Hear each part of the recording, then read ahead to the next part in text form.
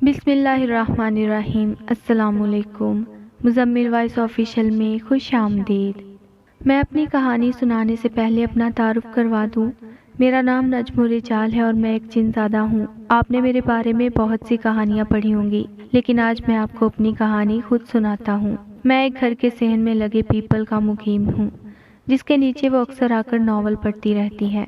اس کا نام تو بلقیس تھا، پر اس کے گھر والے اسے بالی کہہ کر بلاتے تھے۔ وہ بہت خوبصورت اور معصوم تھی۔ اگر آپ یہ سوچ رہے ہیں کہ میں اس پر عاشق ہوں تو ایسی کوئی بات نہیں، بس جب وہ ناول پڑھتی ہے تو میں بھی اوپر پیڑ پر بیٹھا اس کے ناول پڑھتا رہتا ہوں۔ وہ زیادہ تر خوفناک قسم کے ناول پڑھتی رہتی تھی، جو مجھے بہت اچھے لگتے تھے، کیونکہ ان کے اکثر ناولوں میں ہیرو بھی میں یعنی جن زادہ ہی ہوتا تھا۔ تو آئیے اب چلتے ہیں کہانی کی طرف۔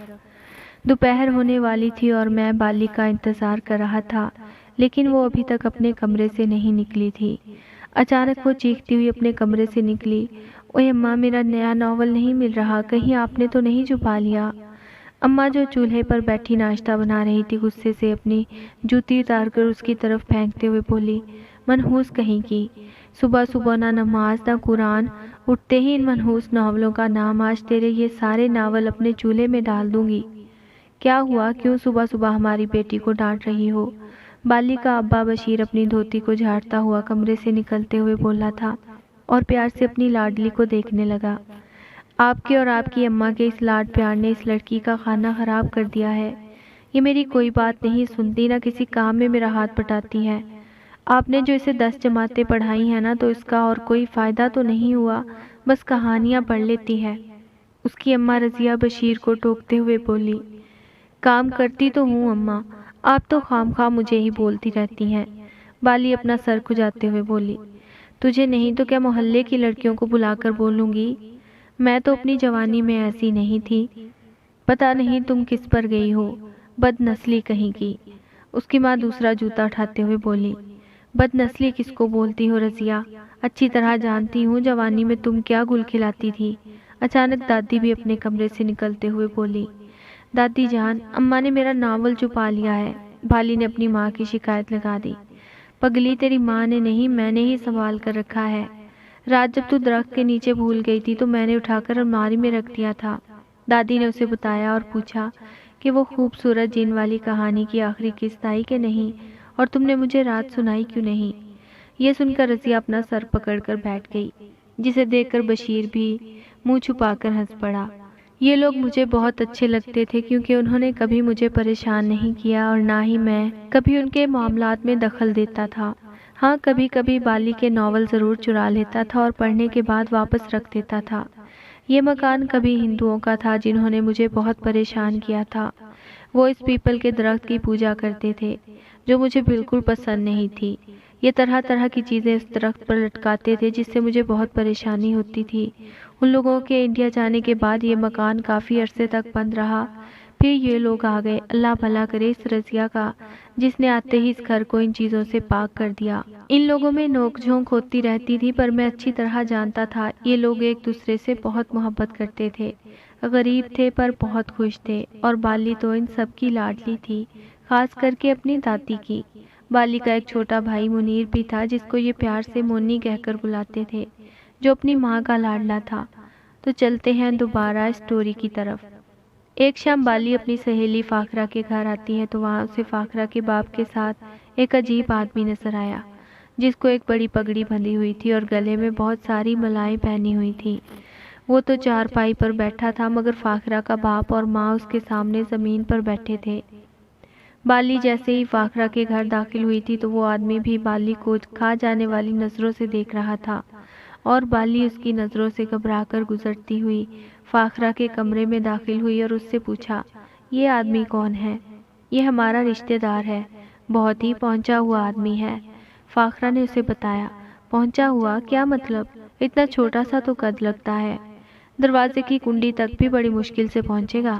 بالی نے حیران ہوتے ہوئے کہا، ارے پگلی، میرا مطلب ہے وہ بہت بڑا عالم اور کامل آدمی ہے۔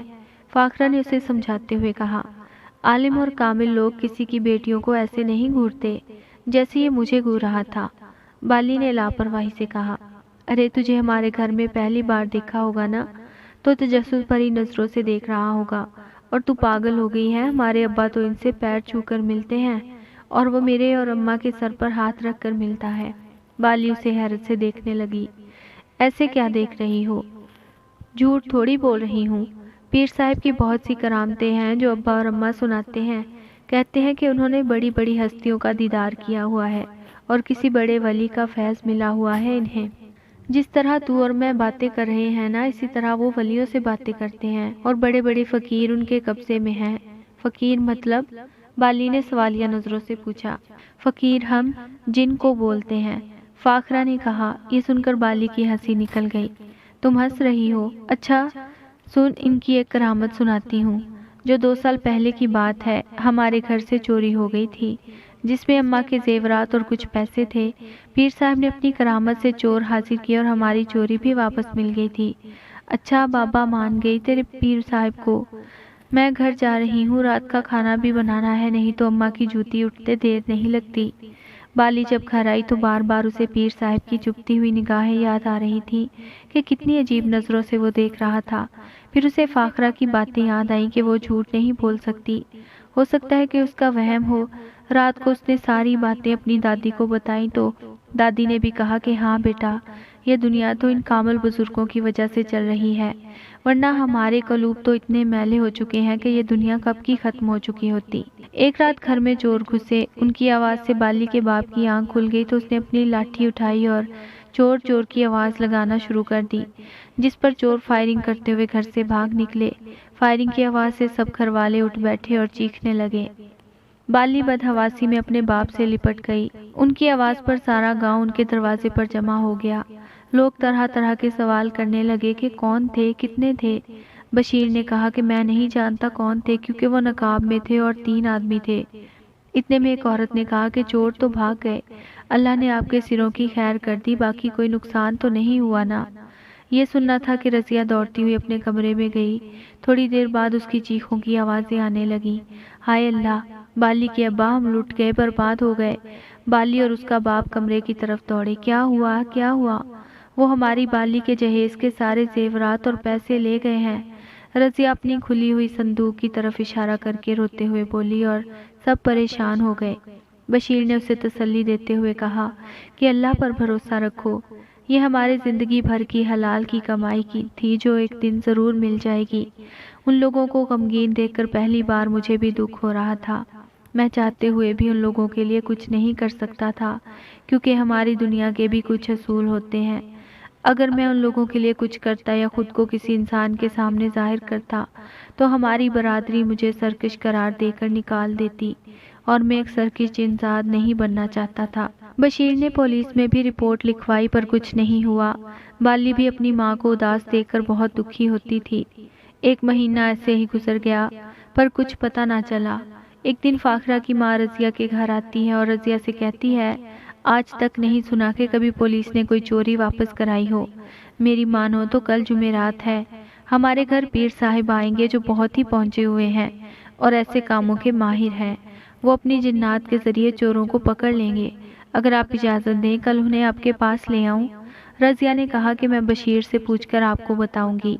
रात को जब रज़िया ने बशीर से पूछा तो वो मान गया, क्योंकि उसके पीर साहब की करामात के बारे में उसने भी काफ़ी कुछ सुन रखा था। इस तरह जुमेरात को उन्होंने पीर साहब की दावत रख ली। आखिरकार जुमेरात को पीर साहब उनके घर आ गया। उसके लिए सेहन में चारपाई रखी गई थी जिस पर वो बैठा था। बशीर अपनी बीवी और माँ और बेटे के साथ ज़मीन पर उसके सामने बैठा हुआ था, जबकि बाली अपने कमरे के दरवाजे की ओर से ये मंजर देख रही थी। पीर साहब तस्बीह फेरता हुआ घर के चारों तरफ देख रहा था। फिर उसने पानी मांगा तो बशीर ने बाली को आवाज़ दी। बाली अपना दुपट्टा दुरुस्त करती हुई गिलास ले आई तो पीर साहब फिर उसे घूरती हुई नजरों से देखते हुए गिलास लिया और बाली घबराती हुई वापस अपने कमरे में चली गई। पीर साहब आंखें बंद करके कुछ पढ़ने लगा और फिर बशीर की तरफ देखते हुए बोला, चोरी तो आपको हर हाल में मिल जाएगी, लेकिन इसके अलावा आप लोगों के लिए एक और खुशखबरी है। कैसी खुशखबरी मुर्शिद साईं? बशीर ने हैरानी से खुश होते हुए पूछा। इस घर के आसपास एक देगची दफन है जिसमें बहुत सारा सोना पड़ा है। पीर साहब ने जब ये कहा तो वो बशीर और रज़िया एक दूसरे की तरफ खुशी और हैरत से देखने लगे और साथ दादी का चेहरा भी खिल उठा। پھر حیرانی کی کیفیت میں بشیر کہنے لگا کہ سائیں ہم نے تو ایسی کوئی دیگچی یہاں نہیں دیکھی، میں وہ کچھ جانتا ہوں جو تم لوگ نہیں جانتے۔ یہ گھر ایک امیر ہندو سونار کا تھا۔ وہ لوگ چوری کے ڈر سے اپنا سونا زمین میں دفن کرتے تھے، اور جب پاکستان آزاد ہوا اور فسادات شروع ہوئے تو یہ لوگ اپنی جان بچا کر بھاگ گئے اور وہ دیگچی یہیں چھوڑ کر چلے گئے۔ لیکن اب ایک مسئلہ ہے، پیر صاحب نے بشیر کی طرف دیکھتے ہوئے کہا۔ کیا مسئلہ ہے مرشد سائیں؟ بشیر نے اداس ہوتے ہوئے پوچھا۔ مسئلہ یہ ہے کہ اب سمجھ نہیں آ رہا کہ وہ دیگچی کس طرف دفن ہے۔ اب تم سارے گھر کی کھدائی تو نہیں کر سکتے کیونکہ یہ گھر بھی بہت بڑا ہے۔ پیر صاحب نے اس کی طرف دیکھتے ہوئے کہا۔ ٹھیک کہتے ہو آپ مرشد سائیں، تو اب اس مسئلے کا حل بھی آپ ہی بتائیں۔ میں بہت غریب آدمی ہوں سائیں، زندگی بھر آپ کو دعائیں دوں گا، اور بے شک دیگچی کا آدھا سونا آپ رکھ لینا۔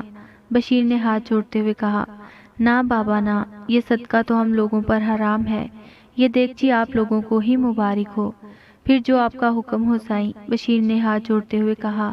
مجھے بس 3 راتیں آپ کے گھر میں چلہ کاٹنا پڑے گا، اور ہاں اس بات کی کسی کو کانوں کان خبر نہیں پڑنی چاہیے، کیونکہ اگر کسی نے یہ بات باہر بتائی تو یہ سونا حکومت یا پولیس بھی لے سکتی ہے، پھر تو آپ لوگوں کے ہاتھ کچھ نہیں لگے گا۔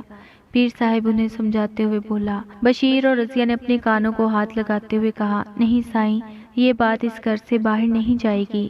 تو پھر ٹھیک ہے، مجھے اس کے لیے ایک پاک دامن لڑکی بھی چاہیے جو میرے چلے کے دوران سفید چادر میں بیٹھ کر قرآن پڑھے گی۔ پیر صاحب کی بات سن کر وہ دونوں چپ ہو گئے اور ایک دوسرے کو دیکھنے لگے۔ لیکن یہ پاک دامن لڑکی ہم کہاں سے لائیں گے؟ بشیر نے سوچتے ہوئے کہا۔ ارے وہ اپنی بالی ہے نا، رضیہ نے خوش ہوتے ہوئے کہا۔ کہیں آپ اس لڑکی کی بات تو نہیں کر رہے جو ابھی میرے لیے پانی لائی تھی؟ پیر صاحب نے سوالیہ نظروں سے دیکھتے ہوئے پوچھا تو دونوں نے ہاں میں گردن ہلائی۔ ماشاءاللہ، آپ کی یہ بیٹی تو بہت برکت والی ہے، آپ لوگ اس کی وجہ سے کہاں تک پہنچ گئے۔ یہ سن کر رضیہ اور بشیر جذباتی ہو کر دادی کی طرف دیکھنے لگے اور دادی پیار سے دونوں کے سر پر ہاتھ پھیرنے لگی۔ اچھا تو میں چلتا ہوں، اور جب آپ بولیں گے میں آ جاؤں گا، پیر صاحب نے اٹھتے ہوئے کہا تو بشیر نے کہا، سائیں نیک کام جتنا جلدی ہو تو بہتر ہے۔ اچھا تو پھر ٹھیک ہے، میں کل رات ہی آ جاؤں گا، تم لوگ میرے لیے کمرہ تیار رکھنا۔ پیر صاحب کے جاتے ہی یہ لوگ خوشی سے جھومنے لگے، اور میں حیرت سے چاروں طرف دیکھ رہا تھا کیونکہ وہ دیگچی تو مجھے بھی کہیں نظر نہیں آ رہی تھی جو پیر صاحب کو نظر آ گئی تھی۔ یہ پیر صاحب تو سچ میں پہنچے ہوئے لگ رہے تھے۔ بالی کو اس بات کا پتہ چلا تو اس کا رنگ ہی اڑ گیا اور اس نے انکار کر دیا اور کہا کہ مجھے پیر صاحب سے ڈر لگتا ہے، میں ان کے ساتھ چلے پر نہیں بیٹھوں گی۔ ارے بیٹا، وہ تو اللہ والے بزرگ ہیں، ان سے کیسا ڈر؟ میں تو اسی وقت ان کی مریدنی بن گئی جب انہوں نے کہا کہ ہم لوگ صدقہ نہیں لیتے، یہ دیگچی تم لوگوں کو ہی مبارک ہو، اللہ انہیں لمبی عمر دے۔ دادی بالی کو سمجھاتے ہوئے بولی، کچھ بھی ہو جائے میں پیر صاحب کے ساتھ نہیں بیٹھوں گی۔ بالی نے اپنا فیصلہ سناتے ہوئے کہا۔ کیسے نہیں بیٹھے گی؟ تیرا باپ بھی بیٹھے گا، رضیہ جوتی اٹھاتے ہوئے بولی۔ ہاں تو پھر ابا کو ہی بٹھا دو، پر میں نہیں بیٹھوں گی۔ ہاں تیرا باپ اگر پاک دامن ہوتا تو ضرور بٹھاتی، رضیہ بشیر کی طرف طنزیہ دیکھتے ہوئے بولی، جس پر مونی اور دادی ہنسنے لگے۔ ارے آپ بھی تو ڈرتی کیوں ہے؟ پیر صاحب جب چلہ کاٹ رہے ہوں گے تو تم سفید چادر میں چھپ کر اپنا ناول پڑھنا، پیر صاحب کو کون سا پتہ چلے گا کہ تو ناول پڑھ رہی ہے یا قرآن؟ مونی اسے مشورہ دیتے ہوئے بولا۔ رضیہ یہ سن کر غصے سے جوتی اٹھانے لگی، پر اسے جوتی نظر نہ آئی کیونکہ اپنی 2 جوتیاں تو وہ پھینک چکی تھی۔ یہ دیکھ کر دادی بشیر کی طرف دیکھتے ہوئے بولی، شکر کر بیٹا، تیری بیوی کو اللہ نے صرف 2 ٹانگیں دی ہیں، اگر 4 ہوتی تو اس کے پاس ہمیں مارنے کے لیے بھی 4 جوتیاں ہوتی۔ یہ سن کر سب ہنسنے لگے۔ آخرکار بڑی مشکل سے بالی بھی راضی ہو گئی۔ کافی دنوں کے بعد آج مجھے یہ لوگ خوش نظر آ رہے تھے، لیکن مجھے کسی خطرے کی بو آ رہی تھی کیونکہ میں اچھی طرح جانتا تھا کہ یہاں آس پاس کسی دیگچی کا نام و نشان نہیں تھا۔ پھر یہ پیر صاحب جھوٹ کیوں بول رہا تھا؟ آخر وہ گھڑی بھی آ گئی جس کا مجھے بھی انتظار تھا۔ پیر صاحب ان کے گھر آ گیا، رات کا کھانا بھی ان کے گھر کھایا۔ بالی کو سفید چادر میں اس کے سامنے لایا گیا تو پیر صاحب نے اس کے سر پر ہاتھ رکھا اور بشیر کو حکم دیا کہ بالی کو الگ کمرے میں بٹھائے اور قرآن پڑھنے کا کہے۔ بشیر بالی کو اس کے کمرے میں لے گیا تو بالی نے ڈرتے ہوئے کہا کہ ابا مجھے ڈر لگ رہا ہے۔ ارے ڈر کس بات کا، ہم ساتھ والے کمرے میں تو ہوں گے، بس تو بیٹھ کر قرآن پڑھ اور مت گھبرا۔ وہ کمرے سے باہر نکل آیا تو پیر صاحب نے کہا، میں ساری رات صحن میں چلہ کاٹوں گا، تب تک بالی کے کمرے میں کوئی نہیں جائے گا۔ اور آپ کو کسی بھی قسم کی آوازیں آ سکتی ہیں، پر آپ دھیان مت دینا کیونکہ یہ جنات کی آوازیں ہوں گی جو میرا چلہ خراب کرنے کی کوشش کریں گے۔ آپ لوگ بس اپنے کمرے میں جا کر سو جائیں۔ یہ سن کر بشیر چلا گیا۔ پیر صاحب نے اپنی جیب سے کوئی سفوف نکالا اور پانی کے جگ میں ڈال دیا اور بشیر کو آواز دی اور اسے کہا، یہ دم کیا ہوا پانی ہے، تم بھی پیو اور بالی کے علاوہ سب کو پلاؤ، اور یاد رکھنا اب بالی کے کمرے میں کوئی نہیں جائے گا۔ بشیر پانی لے سب کو پلانے لگا۔ اب میں پیر صاحب کی پوری کہانی کو سمجھ چکا تھا۔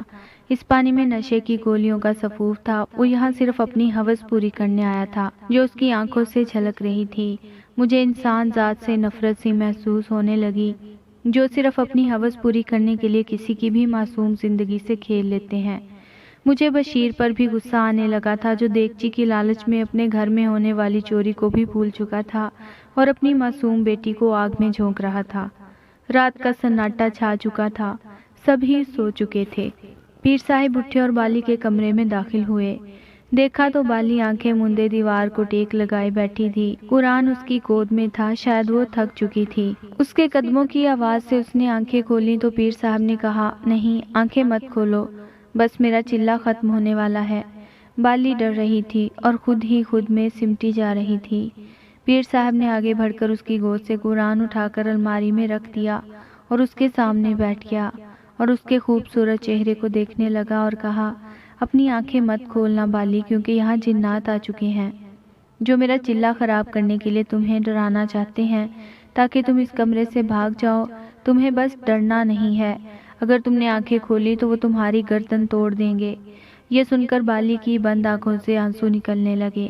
بالی کی آنکھوں میں آنسو دیکھ کر پیر صاحب کے چہرے پر شیطانی مسکراہٹ آ گئی۔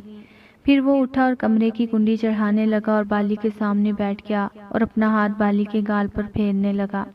مجھ سے یہ سب دیکھا نہیں جا رہا تھا۔ میں کمرے سے نکل آیا، مجھے سمجھ نہیں آ رہا تھا میں کیا کروں۔ ایک طرف ہمارے اصول اور ہمیں دی گئی قسم تھی تو دوسری طرف بالی کی زندگی۔ یا اللہ، تو مظلوم انسانوں کی مدد کے لیے کسی نہ کسی کو بھیج دیتا ہے، آج بھی کسی کو بھیج دے میرے مولا۔ اچانک مجھے کمرے سے بالی کی چیخ کی آواز سنائی دی اور نہ چاہتے ہوئے بھی میرے قدم دروازے کی طرف بڑھنے لگے اور میں نے دروازے کی کنڈی زور سے کھڑکا دی۔ پیر صاحب ایک دم چونک اٹھے۔ یہ کون آ گیا اس وقت؟ گھر والے تو صبح تک ہوش میں نہیں آ سکتے تھے، اس نے دل میں سوچا اور دروازہ دوبارہ بجنے لگا۔ بالی بھی آنکھیں بند کیے دل میں خوش ہو رہی تھی کہ شاید اس کی چیخ سے اس کے ابا آ گئے ہوں۔ پیر صاحب نے اٹھ کر دروازہ کھولا۔ جیسے ہی اس کی نظر مجھ پر پڑی تو وہ مجھے دیکھ کر چونک اٹھا کیونکہ اب میں خود کو ظاہر کر چکا تھا۔ کون ہو تم اور یہاں کیسے آئے؟ پیر صاحب نے حیرانی سے مجھ سے پوچھا۔ میں ایک جن زاد ہوں، میں نے اسے غصے سے گھورتے ہوئے کہا۔ پاگل سمجھ رکھا ہے مجھے؟ جا نکل یہاں سے، تو جانتا نہیں میں کون ہوں، اور یہ ایک جن انسان کے روپ میں کیسے آ سکتا ہے؟ پیر صاحب نے اب تھوڑا گھبراتے ہوئے کہا، کیوں نہیں آ سکتا؟ اگر تو شیطان کے روپ میں آ سکتا ہے تو میں انسان کے روپ میں آ سکتا ہوں۔ میرا یہ جواب سن کر وہ تھر تھر کانپنے لگا اور باہر دروازے کی طرف دوڑ لگا دی، لیکن میں نے دروازے کو غائب کر دیا۔ وہ دیوار پر ہاتھ مارنے لگا اور پھر مڑ کر میری طرف دیکھنے لگا اور ہاتھ جوڑتے ہوئے بولا، فقیر سائی مجھے معاف کر دو، میں دوبارہ اس گھر میں قدم نہیں رکھوں گا اور ان کی چوری بھی ان کو واپس کر دوں گا۔ میں نے اسے اپنی آنکھ کے اشارے سے فضا میں بلند کیا۔ وہ ہاتھ اور ٹانگیں ہلا ہلا کر چیخ رہا تھا، اس کی دھوتی بھی اتر چکی تھی۔ سائی مجھے معاف کر دو، سائی مجھے معاف کر دو۔ میں نے اسے گھر سے باہر کچرے میں پھینک دیا۔ اچانک مجھے اپنے پیچھے قدموں کی آواز سنائی دی اور پھر وہ ہو گیا جو نہیں ہونا چاہیے تھا، کیونکہ جب میں نے پیچھے مڑ کر دیکھا تو میرے پیچھے بالی کھڑی تھی۔ وہ ایسے حیرت سے بت بنی مجھے دیکھ رہی تھی جو اگر ذرا سی بھی ہلی تو وہ ٹوٹ جائے گی، اور مجھے ایسے لگ رہا تھا جیسے وہ برسوں سے میرا انتظار کر رہی تھی۔ بالی کو اپنے قریب پا کر میں نے فوراً راہ فرار اختیار کر لی، کیونکہ اس سے نظریں ملنے کے بعد مجھے بھی کچھ عجیب سا احساس ہو رہا تھا، اور ایسا پہلی بار محسوس ہوا تھا۔ شاید یہ احساس اس قسم کو توڑنے کی وجہ سے ہو رہا تھا۔ انسان اور شیطان دونوں سے ہم اللہ کی پناہ مانگتے ہیں۔ ہماری دنیا میں شیطان سے زیادہ خطرناک انسان کو سمجھا جاتا ہے۔ بچپن ہی سے ہمیں انسانوں سے دور رہنے کی تاکید کی جاتی ہے اور ان سے دور رہنے کی قسم لی جاتی ہے۔ اس کے باوجود اکثر جنات اس قسم کی پرواہ نہیں کرتے اور آدم زادیوں کے حسن سے اسیر ہو کر قسم توڑ دیتے ہیں اور ہمارے قبیلے سے الگ ہو جاتے ہیں۔ پھر وہ نہ ہمیں دیکھ سکتے ہیں اور نہ ہم انہیں نظر آتے ہیں۔ بالی مجھے غائب پا کر حیرت سے چاروں طرف دیکھنے لگی۔ پھر وہ دوڑتی ہوئی دادی کے کمرے میں آئی اور ان سے لپٹ کر سو گئی۔ بہت تھکی ہوئی تھی، اس لیے جلدی سے اس کی آنکھ لگ گئی۔ مجھے بھی کچھ گھبراہٹ ہو رہی تھی، اس لیے گھر سے نکل کر باہر گنے کے کھیتوں کی طرف آ گیا۔ میں میٹھے کا بہت شوقین ہوں، اس لیے اکثر رات کو یہاں آتا ہوں۔ پیر صاحب بھاگ چکا تھا اور اس کی دھوتی بجلی کی تاروں میں پھنسی ہوئی تھی۔ میں یہ سوچتا ہوا جا رہا تھا کہ شاید آج میں نے کچھ غلط کیا ہے، اور یہ خیال مجھے بار بار پریشان کر رہا تھا۔ اچانک مجھے کھیتوں میں سے کچھ عجیب آوازیں آنا شروع ہوئیں۔ ایسے لگ رہا تھا جیسے کوئی خون خوار جانور ہڈیاں چبا رہا ہو۔ میں اس کے قریب گیا، دیکھا تو وہ کوئی نوجوان تھا اور اپنی تیز آنکھوں سے میری طرف ہی دیکھ رہا تھا۔ میں بہت حیران ہوا کہ یہ مجھے کس طرح دیکھ سکتا ہے۔ کیا تم مجھے دیکھ سکتے ہو؟ میں نے اسے آواز دی۔ ہاں، تم نجم الرجال ہو۔ اس نے میرا نام لیا اور کچھ ہڈیاں میری طرف بڑھاتے ہوئے کہا، کھاؤ گے؟ نہیں، میں ماंس نہیں کھاتا۔ اور تم کون ہو؟ پہلے تو تمہیں یہاں کبھی نہیں دیکھا، میں نے اس سے پوچھا۔ پہلے ہم دونوں کے درمیان ایک دیوار تھی جس وجہ سے تم مجھے دیکھ نہیں سکتے تھے، پر آج وہ دیوار تم نے گرا دی اور اب ہم ایک دوسرے کو دیکھ سکتے ہیں۔ میں اس کا یہ جواب سن کر ایک لمحے کو سکتے میں آ گیا، پھر خود کو سنبھالتے ہوئے غصے میں پوچھا، کیا مطلب ہے تمہارا؟ کھل کر بات کرو۔ اس نے ہڈیاں ختم کر کے اپنے ہاتھ اپنے کپڑوں سے صاف کیے اور پھر ایک ہاتھ میں میری طرف بڑھاتے ہوئے بولا، میرا نام مارج ہے، کیا ہم دوست بن سکتے ہیں؟ مجھے اس کے منہ سے ناگوار سی بو آ رہی تھی، اس لیے میں نے اس سے کہا، پہلے جا کر اپنا منہ دھو کے آؤ، پھر بات کرنا۔ یہ کہہ کر میں واپس جانے لگا اور میں جان چکا تھا کہ یہ بھی کوئی جن ذات تھا۔ ارے رکو تو صحیح یار، اس نے میرے پیچھے آواز دی اور بھاگتا ہوا نہر کی طرف گیا، اور جب واپس آیا تو وہ ایک عمدہ اور خوبصورت لباس میں تھا اور خوشبو آ رہی تھی۔ وہ دوڑتا ہوا میرے سامنے کھڑا ہو گیا اور اسٹائل مارتے ہوئے بولا، اب کیسا لگ رہا ہوں میں؟ میں کچھ گھبرایا ہوا تھا کیونکہ حالات بتا رہے تھے کہ مجھے میرے قبیلے سے الگ کر دیا گیا ہے، تب ہی یہ شریر جن ذات مجھ سے بات کر سکتا تھا، ورنہ آج سے پہلے کسی میں ہمت نہیں تھی کہ مجھ سے میری مرضی کے بغیر بات کر سکتا ہو۔ ایسا کیا ہوا تمہارے ساتھ کہ تم نے وہ قسم توڑ دی؟ مارج نے راستے میں مجھ سے پوچھا۔ میں نے کسی کو کوئی نقصان نہیں پہنچایا تھا، بس ایک شیطان صفت آدم ذات سے ایک معصوم لڑکی کی عزت بچائی تھی۔ اتنا کہہ کر میں اپنے گھر میں داخل ہوا تو وہ باہر ہی کھڑا رہا۔ میں نے پوچھا، کیا ہوا؟ تم نے اندر آنے کا کہا ہی نہیں۔ اس نے گردن جھکا کر کہا، زیادہ شریف بننے کی ضرورت نہیں، اچھی طرح جانتا ہوں کہ تم ایک شریر جن ذات ہو۔ میں نے اس پر طنز کیا اور وہ ہنستا ہوا میرے پیچھے آ گیا۔ ویسے وہ لڑکی تمہاری کیا لگتی ہے جو تم نے اس کی خاطر اتنی بڑی قربانی دے دی؟ اور کیا تم جانتے ہو اس کے نتائج کیا ہوں گے؟ مارج کے سوال ختم ہی نہیں ہو رہے تھے۔ میں نہیں جانتا کہ اب میرے ساتھ کیا ہوگا۔ تم بتاؤ، تم نے بھی تو قسم توڑی ہے، تمہارے ساتھ کیا ہوا؟ میں نے اس کے سوال کا جواب دینے کے بجائے الٹا اس سے سوال پوچھا تو وہ تھوڑا افسردہ ہوا، پھر بولا، میں بھی ایک مسلمان جن ہوں اور اپنی قسم پر پابند تھا اور کبھی انسانوں کے معاملات میں دخل نہیں دی تھی۔ پھر اچانک ایک آدم زادی پر میری نظر پڑی، وہ بہت خوبصورت تھی، اس کے حسن نے میرے ہوش و حواس اڑا دیے۔ میں اس سے عشق کر بیٹھا ہوں۔ میں نے اسے حاصل کرنے کا فیصلہ کیا اور قسم توڑ دی۔ میں ہمیشہ اس کے پاس جاتا تھا، جسے اس کے گھر والوں نے بھی محسوس کیا۔ پھر ایک دن اس کے باپ نے ایک جادوگر سے رابطہ کیا۔ میں نہیں جانتا تھا کہ وہ قسم توڑنے کی وجہ سے اب مجھے کوئی بھی عامل یا جادوگر اپنے بس میں کر سکتا تھا۔ اس جادوگر نے بھی مجھے اپنے بس میں کرنے کی کوشش کی اور مجھے جلانا چاہا۔ بڑی مشکل سے میں وہاں سے جان بچا کر بھاگ نکلا۔ مارج کی باتیں سن کر میرے بھی رونگٹے کھڑے ہو گئے۔ کیا مجھے بھی اب کوئی جادوگر یا عامل اپنے بس میں کر سکتا ہے اور مجھ سے جائز اور ناجائز کام کروا سکتا ہے؟ لیکن پھر بھی مجھے اپنے خدا پر بھروسہ تھا، کیونکہ میں نے کوئی غلط کام نہیں کیا تھا۔ اب تمہارے کیا ارادے ہیں؟ میں نے مارج سے پوچھا۔ میں اس جادوگر کا مقابلہ کروں گا، اس نے سینہ تان کر کہا، تو میری بھی ہنسی چھوٹ گئی۔ فجر کی اذانیں شروع ہو چکی تھی پر رضیہ ابھی تک نہیں اٹھی تھی، شاید نشے کی گولیوں کا اثر تھا۔ تقریباً 12 بجے ان کا دروازہ زور زور سے بجنے لگا تو بشیر کی آنکھ کھلی اور اس نے رضیہ کو بھی اٹھایا۔ باہر آ کر کنڈی کھولی تو فاخرہ اپنی ماں اور باپ کے ساتھ دروازے پر کھڑی تھی۔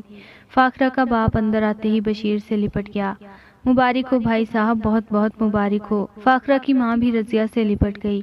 देखा बहन, हमने कहा था ना कि पुलिस कुछ नहीं कर सकती। हमारे पीर साहब इतने पहुंचे हुए हैं कि हर मसले का हल निकाल लेते हैं। अरे क्या हुआ है, मुझे भी तो कुछ बताओ। दादी भी कमरे से हैरत से निकलते हुए पूछने लगी। अरे चाची, आपके घर से जो चोरी हुई थी वो वापस मिल गई है। फाखरा की अम्मी फाखरा से सामान लेकर रजिया को देते हुए बोली। लेकिन ये सामान आप लोगों के पास कैसे आया? बशीर ने हैरानी से उनसे पूछा।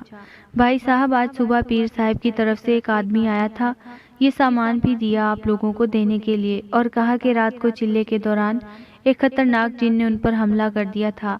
लेकिन हमारे पीर साहब ने भी उस जिन की ऐसी दुर्गत बनाई कि उन्हें चोरों को हाजिर करना पड़ा और सामान वापस ले लिया। लेकिन बेचारे पीर साहब खुद बहुत जख्मी हुए थे, इस वजह से वो खुद ना आ सके। ये सुनकर मार्ज हैरत से मेरी तरफ देखने लगा। शायद वो सोच रहा होगा कि पीर साहब ने मेरी दुर्गत कैसे बनाई होगी। फिर अचानक उसके मुंह से निकला, चश्मे बद दूर, क्योंकि बाली अंगड़ाई लेती हुई अपने कमरे से निकली थी। और मैं गुस्से से मार्ज को देखने लगा। क्या हुआ अब्बा? बाली ने बाहर आते ही पूछा। बाली, पीर साहब ने हमारी चोरी वापस दिला दी, दादी ने उसे खुशखबरी सुनाई। अच्छा, इतना कहकर वो लापरवाही से वापस अपने कमरे में चली गई और सब एक दूसरे का मुंह देखने लगे। फाखरा उसके पीछे कमरे में आई और कहा, देखा, मान गई ना हमारे पीर साहब को? कितने पहुंचे हुए हैं वो। हाँ भाई, मान गई तेरे पीर साहब को। रात को मैंने उन्हें आसमान में कलाबाजियां खाते हुए देखा था। बाली ने उसकी तरफ देखते हुए कहा। माशाल्लाह, अच्छा फिर क्या हुआ था? जरा तफसील से बताओ, फाखरा ने खुश होते हुए पूछा। फिर बाली उसे खींचती हुई कमरे से बाहर ले आई और बाहर बिजली के खंभे की तार की तरफ इशारा करते हुए बोली। फिर उनकी धोती बिजली के तार में फंस गई और वो धड़ाम से नीचे गिर गए। वो रही धोती। क्या बकवास कर रही हो? ईमान से कभी कभी तो मेरा अंदर ही जला देती है। फाखरा गुस्से से लाल पीली होती जा रही थी। अरे मैं झूठ थोड़ी बोल रही हूँ। अच्छा चल छोड़, शाम को जरूर आना, तुमसे जरूरी बात करनी है, बाली उसे मनाते हुए बोली। रात को खाने के दौरान दादी रजिया से बोली, अच्छा हुआ जेवर मिल गए, अब जल्दी से बाली की शादी की तैयारी कर देनी चाहिए। मैं नहीं करूँगी शादी वादी, बाली ने कहा। क्यों नहीं करेगी शादी? रजिया ने गुस्से से पूछा। क्योंकि मैंने कोई लड़का ही पसंद नहीं किया, बाली ने जवाब दिया। सुन रही हो ना अम्मा आपके लाड प्यार का नतीजा? आपकी पोती अब अपने लिए खुद लड़का ढूंढेगी। रजिया गुस्से से दादी की तरफ देखते हुए बोली। अब जल्दी से इसके हाथ पीले कर देने चाहिए, इससे पहले कि ये हमारा मुंह काला करवा दे। मेरा मुंह काला करवाने के लिए आप लोगों ने भी तो कोई कसर नहीं छोड़ी थी अम्मा। आखिरकार बाली ने अपने दिल की भड़ास निकाली। क्या बकवास कर रही है बाली? रजिया गुस्से से बोली। तो और नहीं तो क्या, एक गैर मर्द के साथ मुझे बिठाकर घोड़े बेचकर सो गए थे तुम लोग। ये कहकर बाली मुंह छुपाकर रो पड़ी। पहली बार बाली को रोता देखकर रजिया घबरा गई और उठकर उसे सीने से लगा लिया और कहा, क्या हुआ मेरी बच्ची, तेरी तबीयत तो ठीक है, ऐसी बातें क्यों कर रही है? मुझे सख्त गुस्सा है अब्बा पर भी और दादी आप पर भी। आप लोगों ने मेरी एक भी नहीं सुनी। आज के बाद मैं भी आप लोगों की नहीं सुनूंगी। अच्छा माफ कर दे, आज के बाद जैसे तू बोलेगी वैसे होगा, रजिया उसके बालों को संवारते हुए बोली। एक दफ़ा पीपल के नीचे बाली नॉवल पढ़ रही थी तो फाखरा उसके पास आई और कहने लगी, मुझे तो ये कहानियाँ बिल्कुल अच्छी नहीं लगती। हर कहानी में जिनजादों को खूबसूरत और हीरो बनाकर पेश किया जाता है, सब बकवास है। बाली उसकी तरफ मुस्कुराकर देखते हुए बोली, कंजूसी करते हैं ये लिखारी, क्योंकि जितना जिक्र जिनजादों का उनकी कहानियों में होता है, जिनजाद उनसे कहीं ज़्यादा खूबसूरत होते हैं। बाली की ये बात सुनकर मार्ज फिर मेरी तरफ अजीब नज़रों से देखने लगा और मैं कान खुजाते हुए आसमान की तरफ देखने लगा। मैं और मार्ज अक्सर रात को बाहर निकलकर टहलने जाते थे, क्योंकि मार्ज को मीठा पसंद नहीं था। वो गोश्त और हड्डियाँ खाता था, इसलिए रात को वो परिंदों का शिकार करता था। मैंने उसे मना किया था कि वो मेरे सामने गोश्त ना खाए, क्योंकि मुझे इन चीज़ों की नागवार बू लगती है। मार्ज ने मुझे बताया था कि जब कोई जिनजात सरकश बन जाता है तो उसे खून और गोश्त से रग़बत होने लगती है, पर मुझे अब भी इन चीज़ों से नफरत थी। मेरे साथ क्या मामला था मैं खुद नहीं जानता था। मैं खेतों के करीब नहर पर बैठा मार्ज का इंतज़ार कर रहा था। वो अपनी मखसूस चाल में चलता हुआ और जंगली कबूतर का पर अपने दांतों में फेरता हुआ मेरी तरफ आ रहा था। मेरे चेहरे पर नागवारी देखते हुए उसने जानबूझकर मेरे पास बैठते ही एक ज़ोरदार डकार ली, जिसकी बदबू से मुझे झरझरी सी आ गई। میں نے بھی اسے فضا میں بلند کر کے نہر میں پھینک دیا اور وہ کہہ لگاتا ہوا نہر سے باہر نکل آیا اور میرے پاس آ کر بیٹھ گیا اور کہنے لگا، ایک بات پوچھوں، اگر برا نہ مانو تو؟ بولو۔ میں نے کہا، میں اچھی طرح جانتا ہوں تم بالی سے عشق کرتے ہو۔ مارج نے میری طرف دیکھتے ہوئے کہا، اگر میں عشق کرتا ہوں تو تجھے کیوں بتاؤں؟ اور ویسے بھی جس سے عشق کرتے ہوں اس کا تماشا نہیں کرنا چاہیے۔ میں نے اٹھتے ہوئے اسے کہا اور گھر کی طرف چلنے لگا اور وہ چپ چاپ میرے پیچھے آنے لگا۔ چپ کیوں ہو؟ کیا سوچ رہے ہو؟ میں نے مارج کی طرف دیکھتے ہوئے پوچھا۔ سوچ رہا ہوں کیا ہمارے لیے عشق کرنا گناہ ہے؟ مارج نے مجھ سے پوچھا۔ نہیں، شریعت پیار کرنے سے نہیں روکتی، حد پار کرنے سے روکتی ہے، میں نے اسے جواب دیا۔ لیکن بالی کا کیا ہوگا؟ میں نے تو اس کی آنکھوں میں بھی تمہارے لیے محبت دیکھی ہے، ایک ایسی محبت جس کا وہ کسی سے اظہار بھی نہیں کر سکتی۔ مارج نے مسکراتے ہوئے کہا، یہ تو مجھ پر چھوڑ دو، میں بالی اور اس کے گھر والوں کو کبھی تکلیف نہیں دے سکتا۔ میری بات سن کر مارج حیرت سے مجھے دیکھنے لگا۔ کل جمعرات ہے اور مجھے اپنے قبیلے والوں سے رابطہ کرنا ہے۔ یہاں سے بہت دور ایک پہاڑی علاقہ ہے جہاں پر ایک غار ہے، وہاں میرے خاندان والے بھی آتے ہیں، میں نے مارج کو بتایا۔ لیکن میری طرح اب تمہارا بھی اپنے قبیلے والوں سے رابطہ نہیں ہو سکتا، کیونکہ ان کے اور سرکش جنات کے درمیان ایک دیوار ہوتی ہے، مارج نے کہا۔ لیکن میں ایک بار ضرور کوشش کروں گا، میں نے اپنا فیصلہ سناتے ہوئے کہا تو مارج چپ ہو گیا۔ کیا میں بھی تمہارے ساتھ چلوں؟ شاید تمہیں میری ضرورت پڑے۔ مارج میرے جانے سے گھبرا رہا تھا۔ نہیں، تم یہیں ٹھہرو، تمہاری وجہ سے میرا کام اور بھی خراب نہ ہو جائے، میں نے اسے سمجھاتے ہوئے کہا۔ دوسرے دن میں اپنے سفر پر روانہ ہو گیا۔ میرا یہ سفر 3 دنوں پر مشتمل تھا۔ میں جانے سے پہلے بالی کو دیکھنا چاہتا تھا، پر میں مارج کی وجہ سے اسے نہیں دیکھ پایا، کیونکہ پھر اس کے الٹے سیدھے سوال شروع ہو جاتے۔ مجھے اس سفر میں اکثر راستے میں اپنا کوئی نہ کوئی ساتھی مل جاتا تھا، پر آج مجھے کوئی اپنا نظر نہ آیا، بس کہیں کہیں کچھ شریر جن ذات نظر آ جاتے تھے۔ آخرکار دوسرے دن میں پہاڑی علاقے میں پہنچ گیا تھا، پر وہاں مجھے غار نظر نہیں آ رہا تھا۔ یہ شاید اب وہ میری نظروں سے اوجھل تھا۔ میری دنیا بدل چکی تھی، میرے اپنے مجھ سے الگ ہو چکے تھے، جس کا مجھے بہت دکھ ہو رہا تھا۔ یہ احساس ہی مجھے بہت تکلیف دے رہا تھا کہ اب میرا شمار بھی سرکش جنات میں ہوگا، لیکن میں اپنے رب سے مایوس نہیں تھا۔ میں نے وہ رات انہی پہاڑوں میں سوچتے ہوئے گزاری۔ صبح میں واپسی کے لیے روانہ ہوا۔ گھر پہنچا تو مجھے یہاں بھی شدید دھچکا لگا، کیونکہ میرا پیپل کاٹا جا چکا تھا۔ میں نے مارج کو آواز دی، پر وہ بھی غائب تھا۔ بالی چیخ چیخ کر رو رہی تھی، ابا آپ نے اچھا نہیں کیا پیپل کٹوا کر، میں آپ کو کبھی معاف نہیں کروں گی۔ جب میں نے حقیقت جاننے کی کوشش کی تو مجھے پتا چلا کہ وہ پیر صاحب اپنے ایک استاد جو بنگالی جادوگر تھا، شریر جنات جس کے قبضے میں ہوتے ہیں، اسے یہاں لایا تھا اور بشیر سے کہا کہ تیرے گھر پر ایک خطرناک جن رہتا ہے، اسے قابو کرنا ہے۔ اس نے اس رات کو مجھ پر حملہ کیا تھا، بشیر اسے اجازت دے دیتا ہے۔ بنگالی جادوگر کو پیپل پر مارج نظر آ جاتا ہے، میرے پیپل کی وجہ سے وہ اسے قابو نہیں کر سکتا تھا۔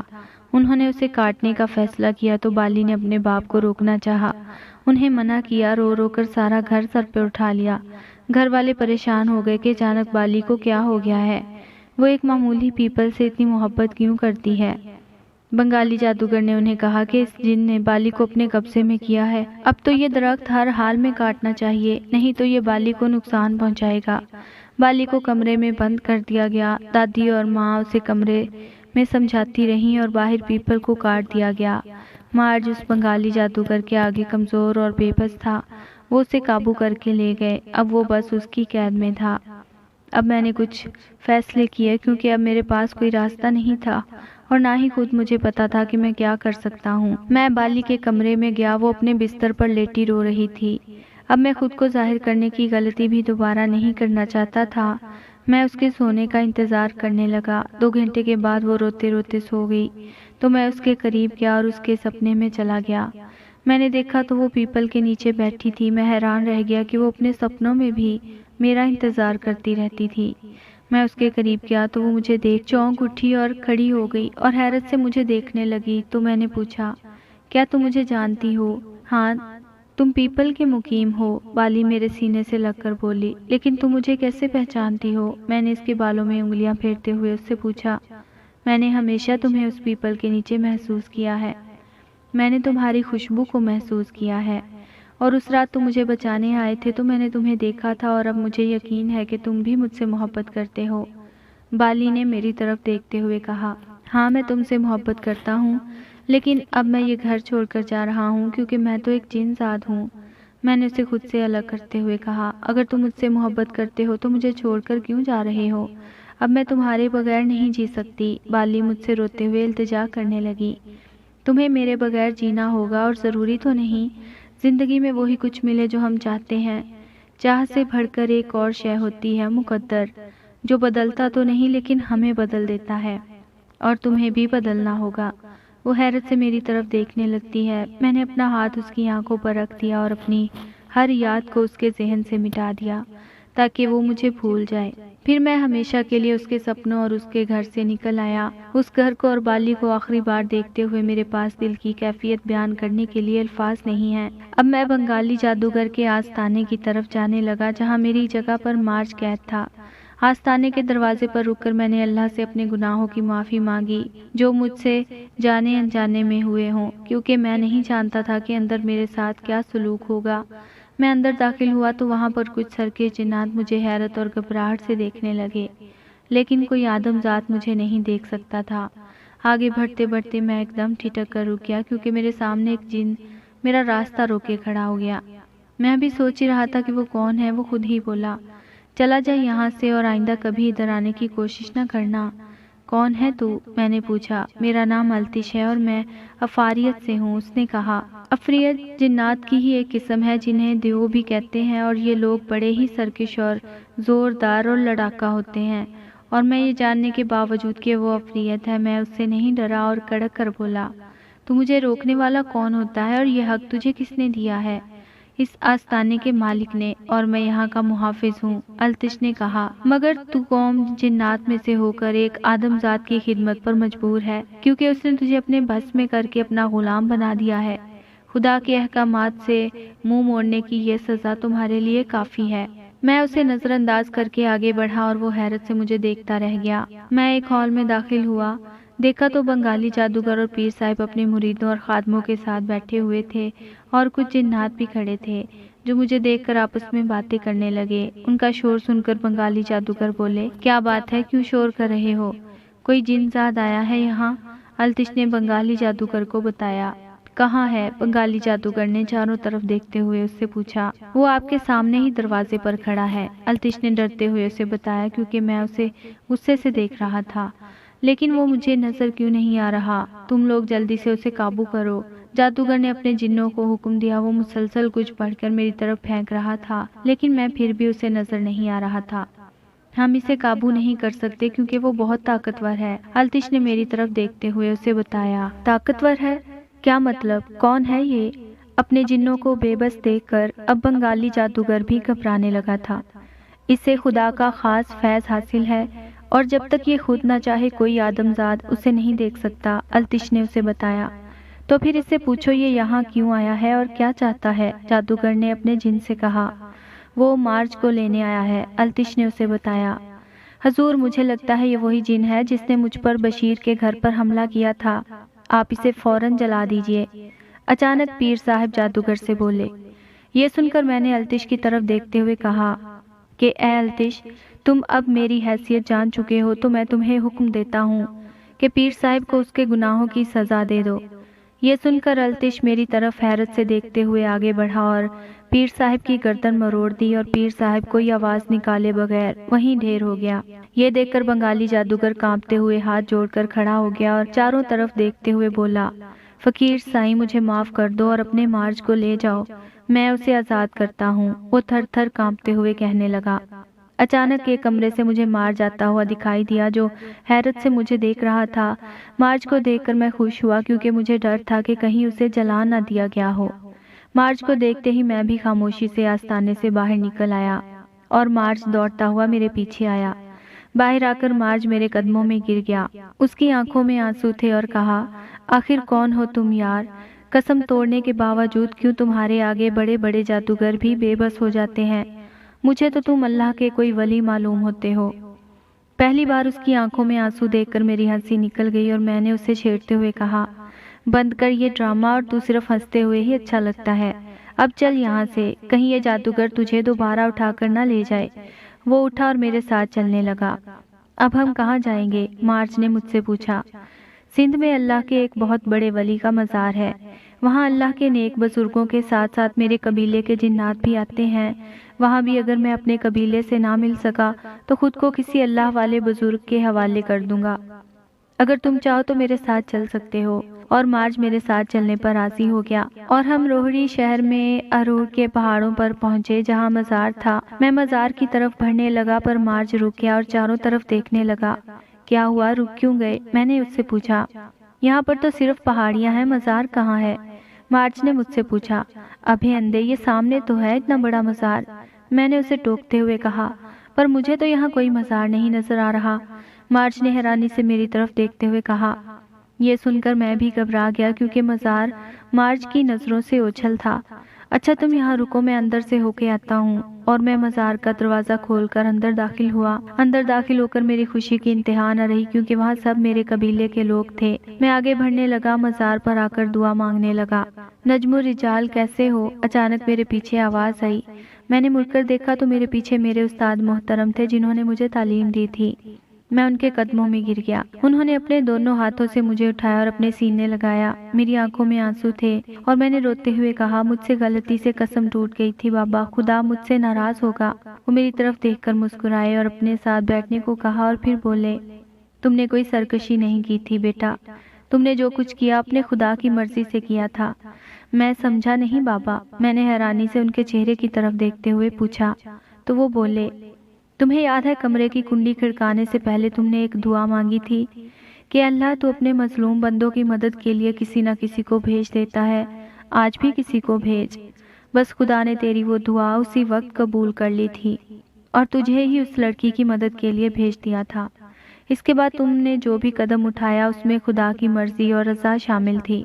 میں حیرت سے انہیں دیکھنے لگا اور پھر پوچھا، یہ شریر جنات مجھے کیوں نظر آ رہی تھی اور وہ پہاڑوں پر غار بھی مجھے نظر نہیں آیا، یہ سب کیا تھا؟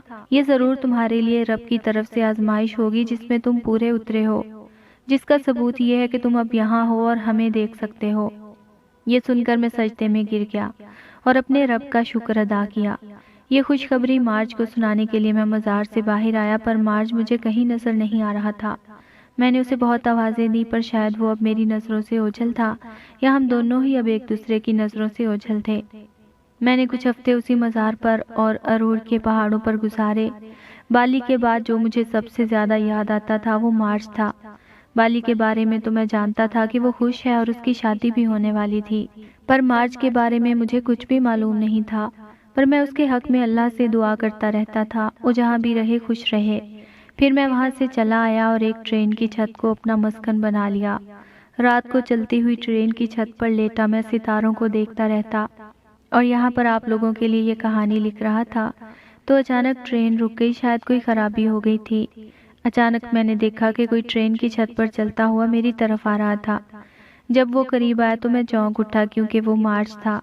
پہلے تو میں گھبرا گیا کہ یہ کہیں میں دوبارہ سرکش تو نہیں بن گیا، لیکن ایسا کچھ نہیں تھا۔ وہ آتے ہی مجھ سے لپٹ گیا۔ تم یہاں کیسے پہنچ گئے؟ میں نے اس سے پوچھا۔ تو وہ کہنے لگا، میں نے اس لڑکی کو آزاد کر دیا اور اپنے رب سے گناہوں کی معافی مانگتا رہا اور اپنی قسم پر پابند رہنے لگا اور آج تمہارے سامنے ہوں۔ تم بتاؤ کیسے ہو اور بالی کا کیا ہوا؟ آتے ہی اس کے منہ سے بالی کا نام سن کر میں اپنی ہنسی روک نہ سکا اور کہا، بالی اب بہت خوش ہے کیونکہ میں نے اپنی ہر یاد اس کے ذہن سے مٹا دی تھی۔ کیا تم دیکھنا چاہتے ہو اسے؟ میں نے مارج سے پوچھا اور اپنا ہاتھ اس کی آنکھوں پر رکھ دیا۔ بالی سرخ جوڑے میں اپنے دلہے کے ساتھ اپنے نئے گھر میں داخل ہوئی۔ وہ اپنا نیا گھر دیکھ رہی تھی جو اس کے لیے خوبصورت پھولوں اور رنگ برنگے کمکموں سے سجایا گیا تھا۔ اس کا شوہر اس کا ہاتھ پکڑ کر پیار سے بولتا ہے، دیکھ لو اب بھی اگر اس گھر میں کوئی کمی ہے تو بتاؤ۔ بالی چاروں طرف سے اپنے گھر کو دیکھتی ہے۔ ہاں ایک چیز کی کمی ہے، بالی نے سوچتے ہوئے کہا۔ کس چیز کی؟ اس کا شوہر اس سے پوچھتا ہے۔ پیپل کے پیڑ کی۔ مجھے اپنے گھر میں پیپل کا پیڑ لگانا ہے کیونکہ مجھے پیپل بہت اچھا لگتا ہے۔ اس کا شوہر اس کی معصوم خواہش پر اسے محبت سے دیکھنے لگتا ہے۔ کل آپ میرے لیے پیپل کا پودا ضرور لے آئیے گا۔ پھر وہ اپنے شوہر کے ساتھ مل کر پودا لگا رہی ہوتی ہے۔ میں نے اپنی یادیں تو اس کے ذہن سے مٹا دی تھیں، پر شاید یہ پیپل ابھی رہ گیا تھا۔ کہانی کیسی لگی اپنی رائے ضرور دیں۔ ہمیشہ خوش رہیں اور دعاؤں میں یاد رکھیں۔